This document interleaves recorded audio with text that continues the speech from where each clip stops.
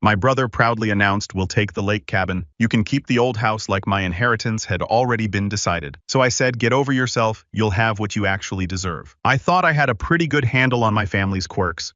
Sure, we weren't the kind to hug or say I love you much, but we were functional. We did the usual holiday dinners, exchanged gifts, and had polite small talk about work and life updates. I'm the youngest of three. My brother Evan is 38 and married with 2 kids. And my sister Lisa is 36, single, and living her best Instagram influencer life. I was always the quiet one growing up, the kid who'd rather read a book or work on a side project than get into shouting matches at the dinner table. Maybe that's why I always ended up being the one everyone underestimated, the one they thought wouldn't push back. Thanksgiving dinner was supposed to be normal this year. I'd flown back to town, brought a bottle of wine, even made my mom's favorite dessert from scratch. I was ready for a peaceful evening.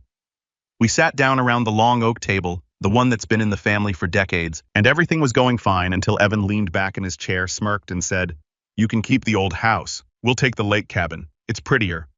I blinked, not sure I'd heard him right. The old house, the cabin. He said it like we were dividing up furniture, not our family's most valuable properties. The room went quiet for half a second before Mom chuckled and said, "Well, it's only fair since he has a family." She looked at me with that patronizing tilt of the head that said, "You wouldn't understand." The entire table burst out laughing like she just made the joke of the year. Even Lisa was giggling, phone in hand, probably already crafting some snarky Instagram caption about family drama at dinner.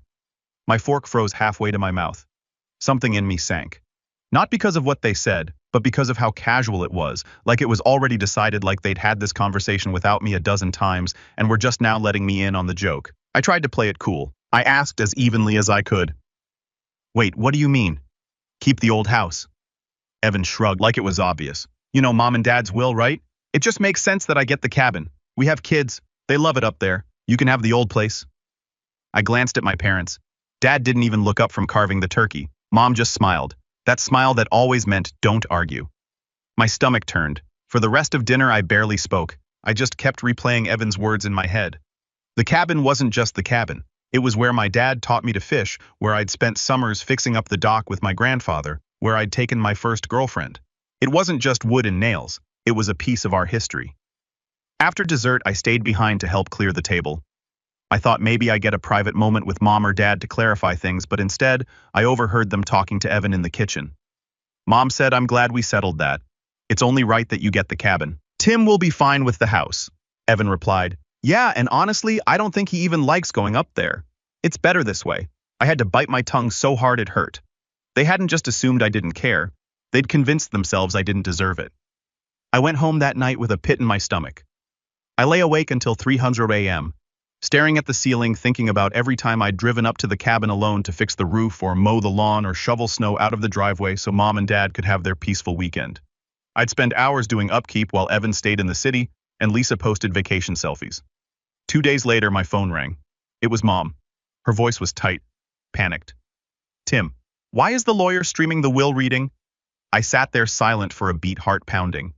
Because here's the thing, I hadn't said a word to anyone yet, but I'd already made a call of my own. When Mom called me in that panicked tone, I almost let it go to voicemail. But curiosity got the better of me.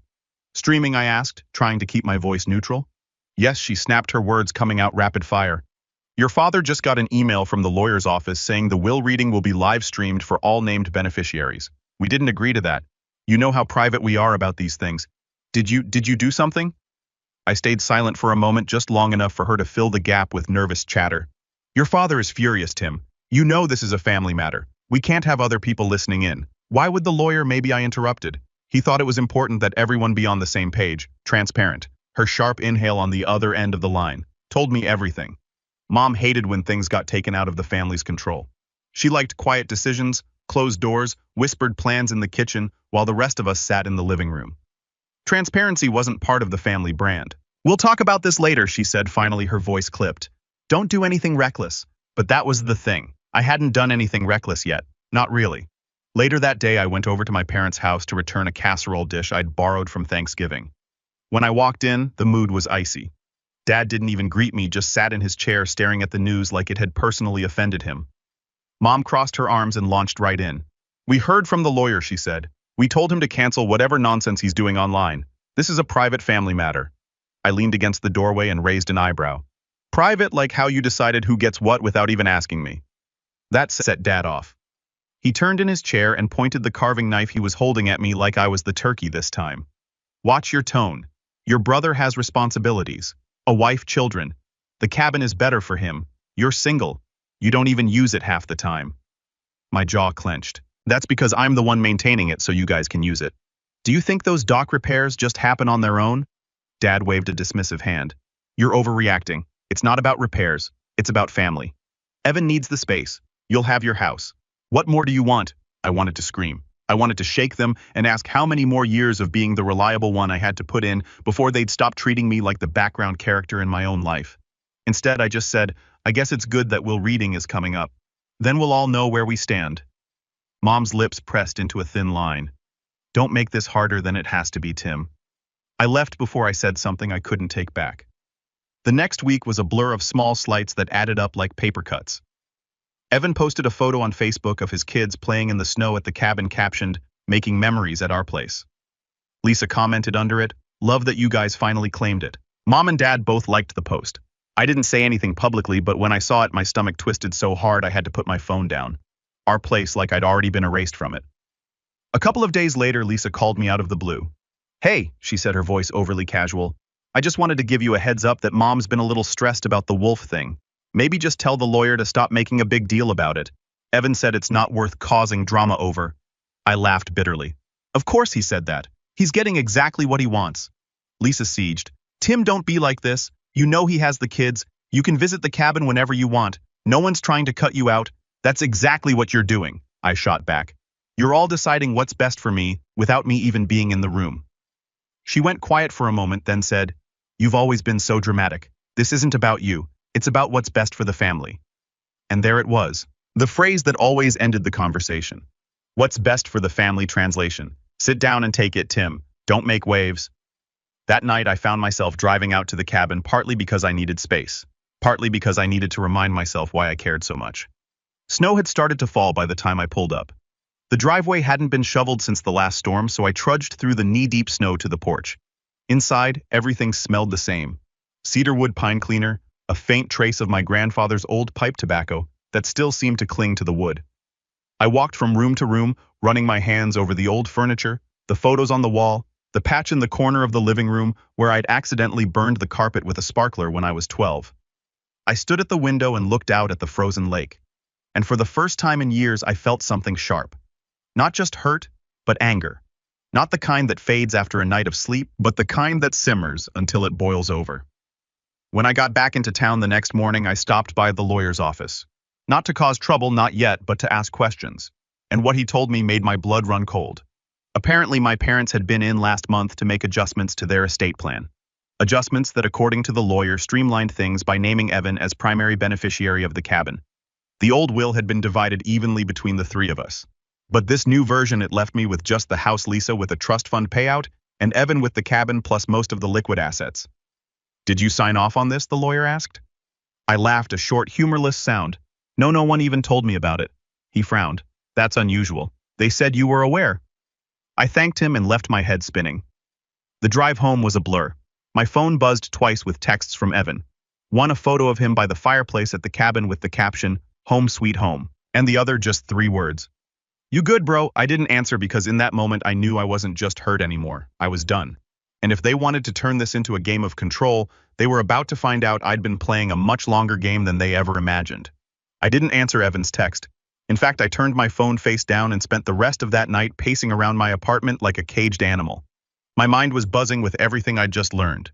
The quiet trip to the lawyer, the secret changes to the will, the smug look Evan had worn when he told me I could keep the old house. I barely slept. And by morning, I had made myself a promise. I wasn't going to be blindsided again. If my family wanted to treat me like an afterthought, then I was done playing along with their little charade of family unity. A few days later, the betrayal hit me in a way I wasn't prepared for. I was at work when my phone lit up with a notification from Facebook. Evan had tagged me in a post. Curious, I clicked and nearly dropped my phone. It was a photo of Evan and his wife holding a set of keys in front of the cabin with a caption that read, "Officially ours. So grateful to Mom and Dad for making this happen. Can't wait to build more memories here with the kids." Hundreds of likes and congratulations flooded the comments.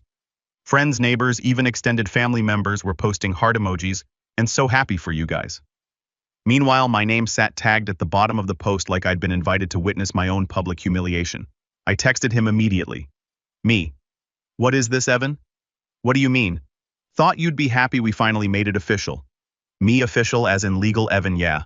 Mom and Dad went ahead and signed the transfer last week.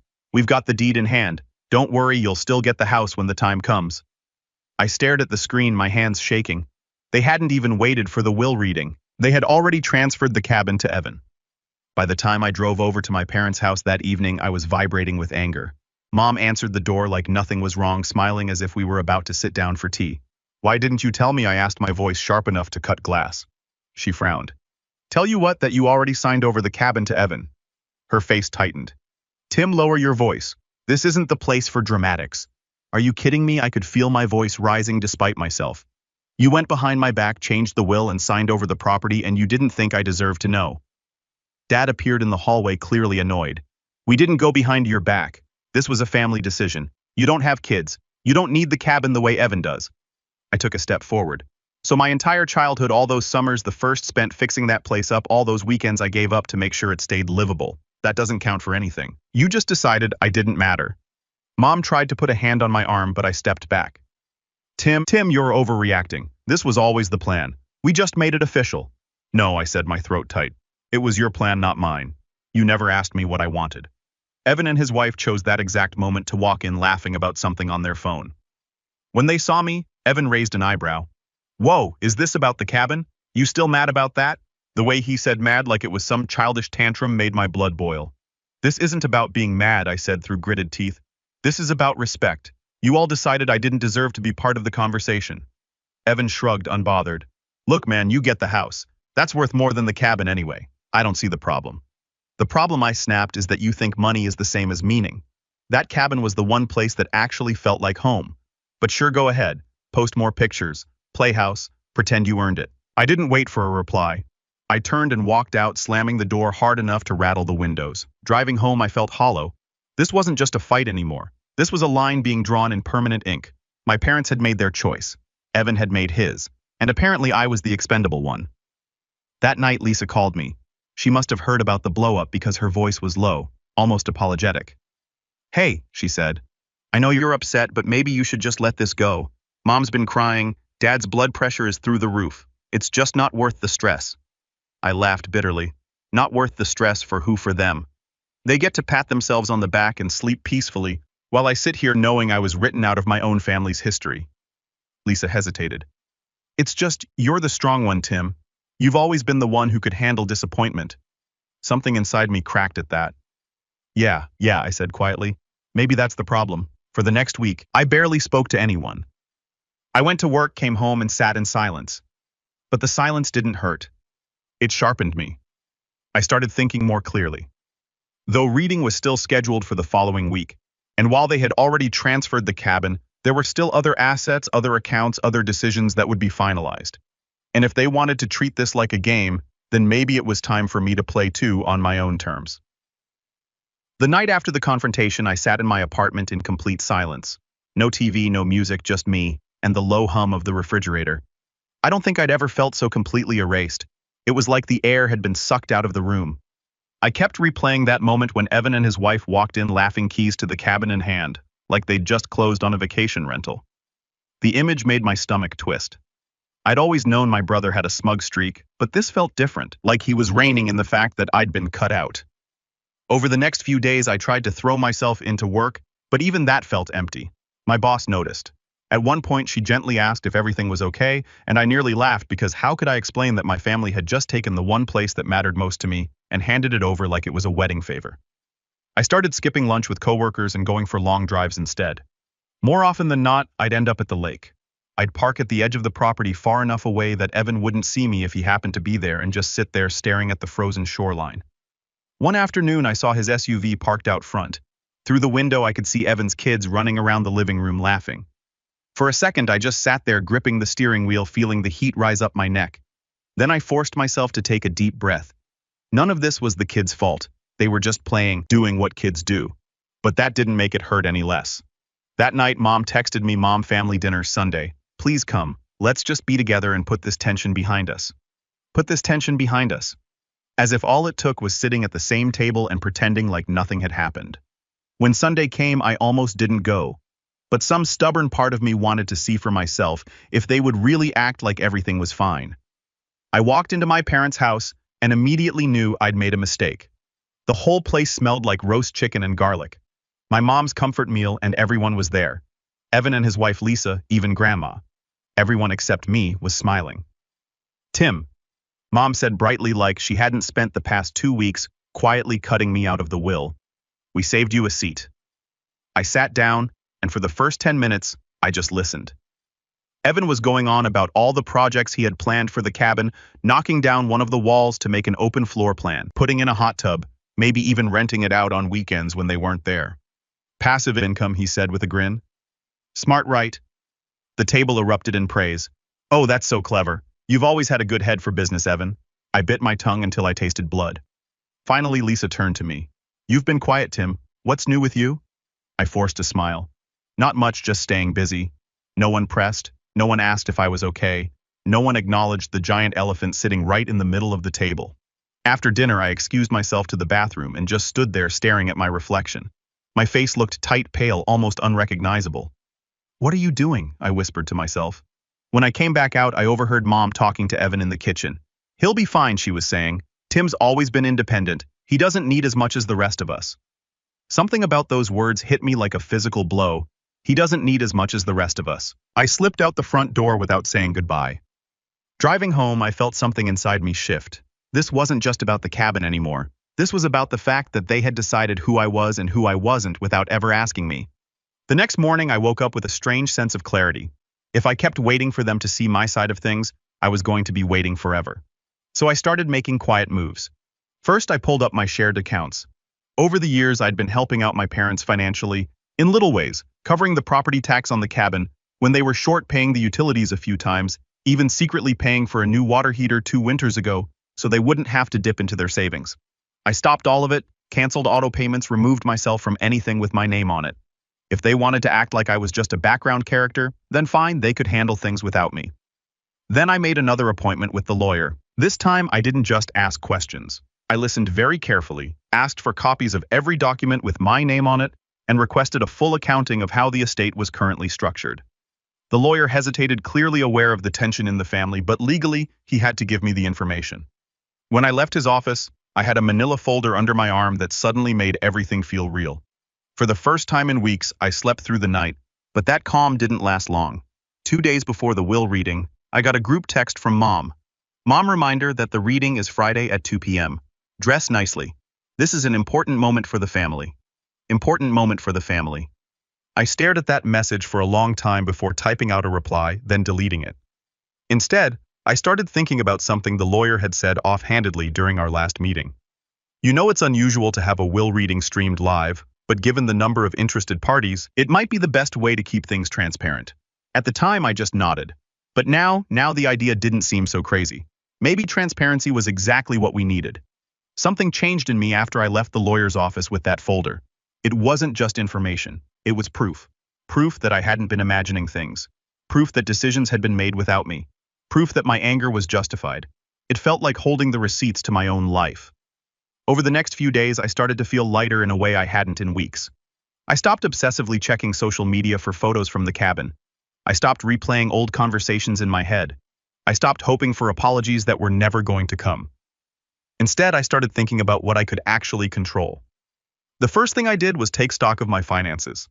I'd always been careful with money, saving more than I spent, investing quietly, while everyone else in the family seemed to live in a constant cycle of splurge now, worry later. When I opened up my accounts and saw how much I'd saved, it hit me. I was in a much stronger position than I'd ever realized. That realization gave me confidence. I paid off the last of my student loans, refinanced my car, and even moved a chunk of money into a high-yield account. It sounds boring, but every move I made felt like reclaiming a piece of myself. Then, almost on a whim, I decided to make a career change I'd been putting off for years. I'd been working at the same job since my mid-20s, a decent but unfulfilling role where I mostly kept my head down. But 2 weeks earlier, a recruiter had reached out about a position at a tech company in the next city over a role with better pay, better benefits, and way more room for growth. At first, I'd ignored the message. But now I called the recruiter back. The interview process moved quickly, and by the end of the week, I had an offer in my inbox that was 30% higher than my current salary. I accepted on the spot. Suddenly, things that had felt impossible started to feel within reach. I looked around my apartment, which I'd been treating like a temporary stopgap for years, and decided it was time to find a place that felt more like home. I started touring condos and found one with floor-to-ceiling windows overlooking the river. I put in an offer for the first time in my life. I felt like I wasn't just surviving, I was building something for myself. It was strange because even as I got busier with my new job and condo search, my family's drama started to feel less suffocating. I still thought about the cabin, of course, but it didn't consume me the way it had before. If anything, it fueled me. Like every step forward was a quiet way of saying, "You don't get to define me." Then came the part that really changed the game. One afternoon, I stopped by the cabin one last time, partly for closure, partly because I wanted to see it before Evan started tearing down walls and installing hot tubs. As I walked through the place, I noticed something I hadn't paid attention to in years: a small safe tucked into the back of a closet in the master bedroom. It had been there forever, but no one had used it much after my grandfather passed away. I tried the combination his birthday, and to my surprise, it opened. Inside were old deeds photographs and a thick envelope labeled "Instructions for Executive." I sat down on the floor right there and read through it. It was my grandfather's handwriting outlining what he had originally intended for the property, that it remain a shared space for the entire family to be preserved and passed down to future generations. I couldn't believe it. My parents had completely gone against his wishes by signing it over to Evan outright. When I showed the documents to the lawyer the next day, he raised his eyebrows. "This doesn't legally override their current decision," he said carefully, "but it does provide strong context for a dispute if you wanted to challenge the transfer." A challenge. For the first time since Thanksgiving, I smiled, not out of spite, but because I realized I had leverage now. I didn't file anything immediately. Instead, I asked the lawyer to hold on to the documents and prepare a formal summary in case we needed to present them. He agreed, saying, "If you want this to be heard, the will reading would be the moment." That night, I sat down at my computer and wrote out everything, every memory of the cabin, every repair I'd done, every contribution I'd made. I included receipts, photographs, even screenshots of texts where Mom had thanked me for paying certain bills. It wasn't about proving I was the better child. It was about proving I'd been there all along, contributing, caring, doing the work no one else wanted to do. By the time I finished, I had a thick digital file that could tell the whole story. When Friday rolled around, I didn't dread the wool reading anymore. I actually looked forward to it. As I ironed my shirt that morning, I caught my reflection in the mirror and realized I looked different, sharper, more put together. My eyes didn't have that haunted look they'd had at the family dinner. I was no longer the quiet, passive brother they thought they could push around. When I pulled up to the lawyer's office, Evan's SUV was already there. I saw him through the glass doors laughing with Mom and Dad, like this was some sort of victory lap. But as I walked inside, I didn't feel small. I didn't feel like the kid they used to talk over at the dinner table. For the first time in my life, I felt like I had the upper hand.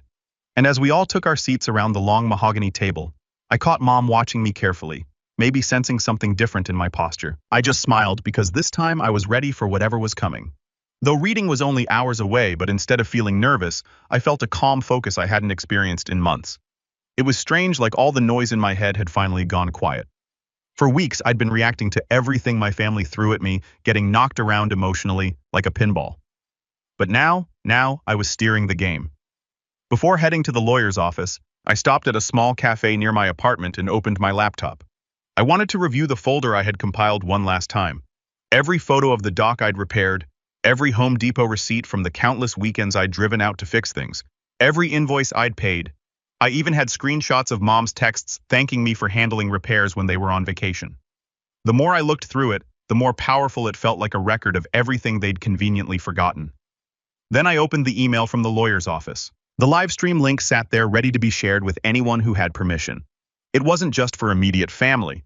Technically, anyone named in the will could watch, including distant cousins and even a few family friends who had been left small bequests. That gave me an idea. For most of my life, my parents had controlled the narrative, deciding what was shared with relatives, what stayed private, what stories were told at family gatherings. They always made sure we presented a perfect picture to the outside world, even when things were falling apart behind closed doors. But this time, I wasn't going to let them control how the story was told. I spent the next hour sending quiet, careful messages to certain people. My uncle, who'd always been supportive of me, my grandfather's old fishing buddy who still called me every Christmas. Even a couple of cousins who lived out of state but had grown up coming to the cabin in the summers. I didn't say much, just that the will reading was happening today. Here was the link, and that they might want to tune in. When I arrived at the lawyer's office, I was early. The conference room was quiet, the polished wood table gleaming under the fluorescent lights. I took a seat near the end and opened my laptop. The lawyer came in a few minutes later, nodded to me and said, "Everything is set up. Streaming will begin once everyone is here." One by one, my family trickled in. Evan walked in first, wearing a blazer and grinning like this was some kind of award ceremony. His wife followed, holding a coffee and scrolling through her phone. Mom and Dad arrived together, looking calm but purposeful, like they were about to handle something they considered business. When everyone was seated, the lawyer began with the usual formalities, explaining how the session would work and that it was being streamed to all relevant parties. I caught Mom stiffening slightly at the mention of the stream, but she didn't say anything. Not with the camera rolling. As he started reading, I watched their faces carefully. Most of the bequests were small and straightforward. Some antique furniture for Lisa, a charitable donation in Grandma's name, a few accounts to be divided evenly. Then he got to the cabin. As per the amended estate plan, he read, "The property located on Lakeshore Road is hereby transferred to Evan Walker, full ownership, free and clear." Evan's grin widened. He sat a little taller in his chair like he had just been kneed, but I didn't flinch. I simply waited until the lawyer finished the section, then spoke for the first time. "Excuse me," I said evenly, "but I have some additional context I'd like entered into the record." All heads turned toward me. Mom's eyes narrowed. "Tim," she said, her voice sharp, "this isn't the time." With respect, the lawyer interrupted. "Mr. Walker has the right to submit any relevant documents pertaining to the estate." I slid the folder across the table. "This is a record of every repair, every payment, every contribution I've made to the cabin over the past 10 years.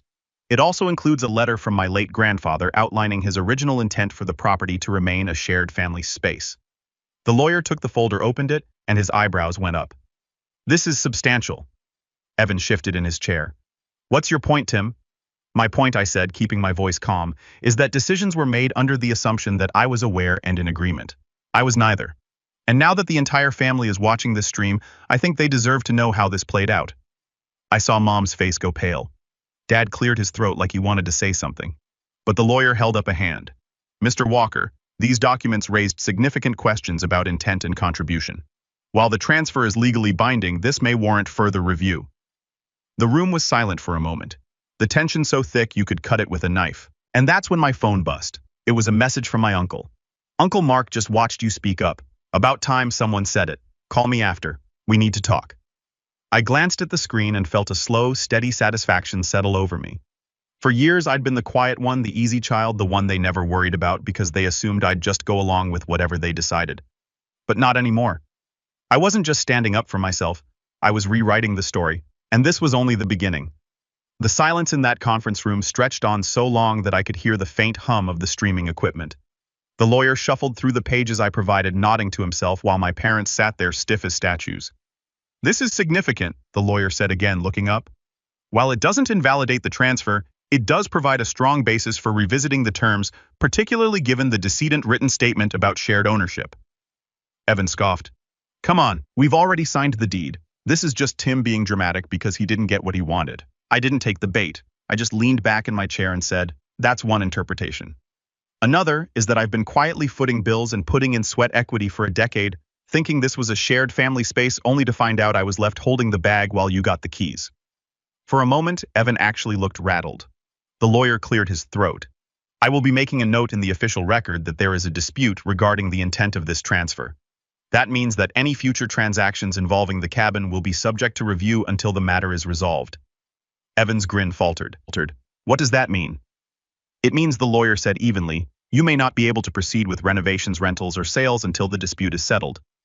I didn't smile, but inside I felt something click into place. That was step one. After the reading, as everyone was filing out, I caught the eye of the streaming camera one last time. "Thank you to everyone who tuned in," I said. "I think it's important that we all understand how decisions like this affect the family. If you have questions, I'd be happy to share the documents with you." Mom's face turned crimson. She waited until we were in the hallway to hiss, "How dare you air this in front of everyone?" I met her glare without flinching. "How dare you pretend this was fair?" I left them standing there and didn't look back. That night I followed up on my uncle's text. When he picked up, his voice was warm and steady. Tim, I'm proud of you for speaking up. Your grandfather would have wanted you to. He hated the idea of that place being turned into a private retreat. We talked for almost an hour.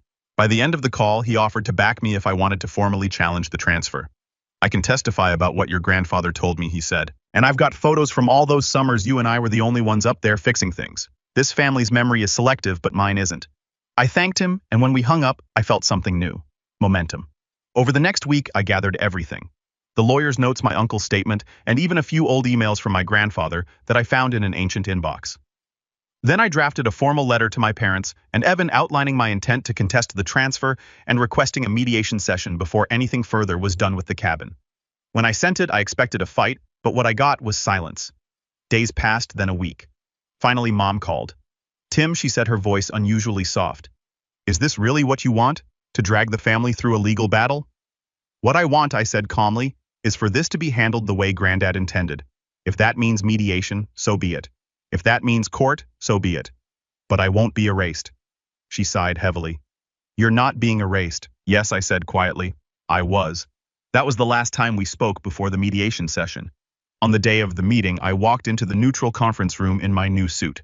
A little detail, but one that made me feel stronger, like I was stepping into this as a man in control, not the kid they used to dismiss. Evan was already there looking irritated. Tapping his foot like this was an inconvenience. My parents sat side by side looking tired. The mediator began by asking everyone to state their position. Evan jumped in first, insisting that the transfer was final and that I was just upset about losing my favorite vacation spot. When it was my turn, I didn't raise my voice. I didn't have to. I laid out every fact in clear, measured language. The payments I'd made, the repairs I'd done, the letter from my grandfather, the photographs. Then I handed over my uncle's sworn statement. This isn't about money, I said finally. It's about respect. I want the cabin to be treated as what it was meant to be, a shared family space. If that means we create a formal trust to manage it, fine. If it means we sell it and split the proceeds equally, fine. But I won't stand by while it becomes one person's private asset, bought with my time and labor. The room was silent. The mediator nodded. That's a very reasonable position. Evan, do you have a response? For once, Evan didn't have a clever comeback. He glanced at Mom, then at Dad, but they both avoided his gaze. I guess we could talk about a trust, he muttered finally. It wasn't an apology, but it was the first time he'd budged. The session ended with the mediator agreeing to draft a proposal for shared management of the cabin, including a clause that no major renovations or sales could be done without unanimous consent. When I walked out of that room, I felt lighter than I had in months. Not because everything was fixed, it wasn't, but because for the first time in my life, I'd stood my ground and made them take me seriously. The mediation agreement was signed 2 weeks later. It was surprisingly formal. Pages of legal language spelling out how the cabin would now be managed through a family trust, how expenses would be shared, how no single person could rent it, renovate it, or sell it without the unanimous written consent of every beneficiary. When the document arrived in my inbox, I read through it 3 times just to be sure I wasn't imagining it. For the first time since this whole mess started, I felt like my grandfather's original wish to keep the cabin as a family gathering place had been honored. Of course not everyone was happy. Evan was furious. He called me the day after the trust went into effect, his voice sharp with barely contained anger. You had to make this complicated, didn't you? He snapped. You couldn't just let us have it. I took a slow breath, letting the silence stretch before answering. You already had it, Evan. You just didn't want to admit you took it the wrong way. He scoffed. This means every time I want to do something up there, I have to get your permission. Do you realize how petty that is? I stayed calm. I think it's called accountability. And besides, you don't have to get my permission. You just have to get my agreement. Big difference. He hung up on me. A few days later, Mom called. Her voice was quieter than usual, softer. You really embarrassed us with that live stream, she said. No, I corrected gently. I held you accountable. There's a difference. She didn't argue. Over the next few months, I saw the ripple effects of what had happened. Evan stopped posting triumphant photos of the cabin online. Probably because every time he did, cousins would comment things like, glad to see Tim's work is still holding up. Or, hope you guys are keeping the place nice for everyone. Lisa surprisingly reached out one afternoon. She asked if I wanted to go up to the cabin with her for a weekend, just the 2 of us. When we got there, she admitted quietly, I think I was on the wrong side of this. I didn't realize how much you'd done for this place. It was easier to just go along with Mom and Dad. We sat on the porch drinking coffee and watching the sun rise over the lake. And for the first time, I felt like maybe the cabin could go back to being what it used to be, a place for all of us, not just a prize someone had won. By spring, something else had shifted. My relationship with my parents was no longer the same, and maybe it never would be, but they treated me differently now, with a kind of weary respect. Dad even called me one day to ask if I'd look over a contractor's estimate before he approved work on the old house. It wasn't an apology, but it was a start. And me, I thrived. My new job was challenging but exciting. My new condo felt like mine in a way no place ever had. And I had even started seeing someone, a woman I'd met through work, who shared my love of quiet lake mornings. The first time I brought her to the cabin, I felt a strange kind of pride unlocking the door. Not because I'd won, but because I'd fought for my place and kept something that mattered deeply to me from being stolen out from under me. Evan happened to show up that same weekend. For a second, I thought there would be tension, but instead he just nodded at me across the porch. "Hey," he said. "Hey." He didn't say much else, but that was fine. The message was clear enough. The days of him making smug decisions behind my back were over. Later that evening, I built a fire in the old stone fireplace. My girlfriend sat next to me on the couch, the room lit only by the flicker of the flames. "You really love this place," she said softly. I smiled, staring into the fire. "Yeah, and for a while I thought I'd lost it forever." I thought about everything that had happened. The laughter at Thanksgiving, the backroom deal, the betrayal, the sleepless nights, the mediation, the live stream. And then I thought about where I was now, sitting in the cabin I'd fought to keep, finally at peace. I tossed another log on the fire and said almost to myself, some things are worth fighting for, even if you have to fight your own family to keep them. The flames crackled. The lake was still, and for the first time in months, I didn't feel like the quiet one anymore. I felt like the one who finally got heard.